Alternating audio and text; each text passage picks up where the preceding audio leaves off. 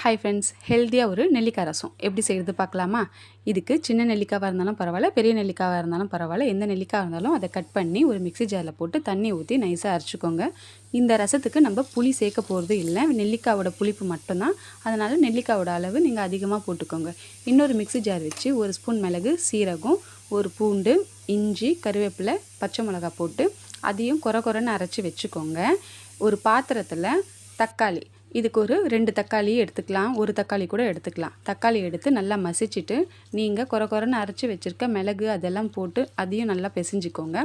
கருவேப்பிலை, கொத்தமல்லி இதிலே போட்டுக்கோங்க. நீங்கள் அரைச்சி வச்சுருக்க நெல்லிக்காவை போட்டு உப்பு போட்டு தேவையான அளவு தண்ணி ஊற்றுங்க. உங்களுக்கு புளிப்பு செக் பண்ணிவிட்டு தண்ணி ஊற்றிக்கோங்க. புளிப்பு இல்லைன்னா நீங்கள் தண்ணியை கம்மி பண்ணிக்கோங்க. அப்புறம் மஞ்சத்தூள் போட்டு நீங்கள் அடுப்பில் வச்சுட்டு அதுக்கப்புறம் தான் நீங்கள் தாளித்து ஊற்றணும். ஒரு கடாயில் எண்ணெய் ஊற்றி கடுகு, கருவேப்பிலை, காஞ்ச மிளகாய் போட்டு தாளித்து அந்த ரசத்துக்கு மேலே ஊற்றிட்டு ஒரு மூடி போட்டு மூடி வச்சுடுங்க. இந்த ரசம் கொதிக்கக்கூடாது. மேலே நுர கட்டின பிறகு ஆஃப் பண்ணிங்கன்னா ஒரு ஹெல்த்தியான நெல்லிக்காய் ரசம் ரெடி. பாய், தேங்க்யூ.